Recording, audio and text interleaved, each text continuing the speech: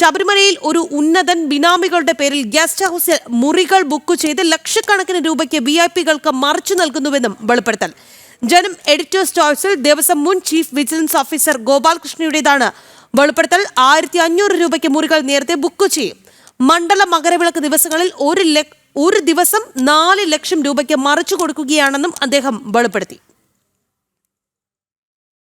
1500-1600 രൂപയ്ക്ക് ശബരിമലയിലെ ഒരു ഉന്നതൻ, അയാൾക്ക് കോടിക്കണക്കിന് രൂപ അയാൾ സ്വത്തുണ്ടാക്കി, അയാളുടെ ബിനാമിയിലായിട്ട് ഈ റൂം ബുക്ക് ചെയ്യും ഗസ്റ്റ് ഹൗസിൽ. എന്നിട്ട് ഈ റൂമിനെ എനിക്ക് ഒരു സോഴ്സ് വഴി ഞാൻ അവിടെ നിന്ന് പോയ ശേഷമാണ് ഞാനിത് അറിഞ്ഞത്. ഞാൻ മലേഷ്യ വെച്ചാണ് അറിഞ്ഞത്.